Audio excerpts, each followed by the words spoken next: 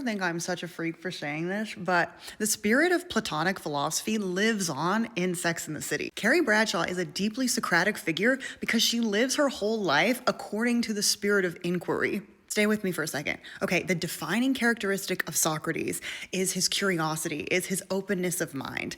He spends all day, every day, trying to figure out the answers to big questions. What is virtue? What is wisdom? Who is wiser than me? What does it look like for a person to actually be wise? And Carrie Bradshaw does the same thing. How does one date in Manhattan? Is it possible to find love in an increasingly cynical world? And that's all well and good, but the real way that Sex and the City is an important continuation of the philosophical tradition is the method in which philosophy is practiced.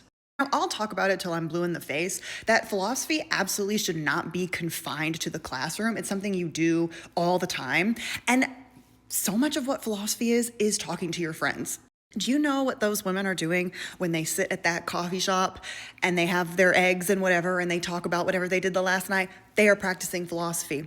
They are exploring the question over and over again, week on week, what is love? And oh my gosh, that is just like the most Platonic thing of all time.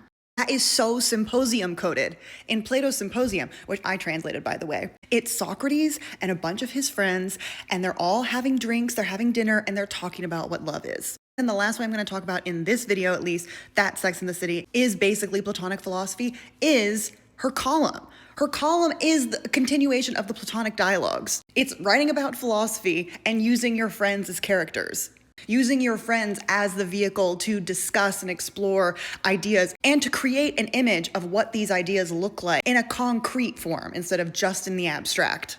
You look at Plato's Republic, he has his mentor, his teacher, his best friend, Socrates, talking to his two brothers about ideas. Carrie is writing about the lives of her friends. You know, honestly, the tradition goes like Plato's philosophy, a little bit later, Sex and the City, a little bit later, Emily, Plato for Girls, doing the exact same thing, where it's like, I'm sorry if you have a conversation with me in person and something interesting is said, it is going to be turned into philosophy and made into a video, because that's what philosophy is. It's talking to your friends, it's extracting the gold, the ideas, how to live it, and then it's telling other people, look, I'm just the messenger, but the truth is, girl talk can be the purest expression of philosophy.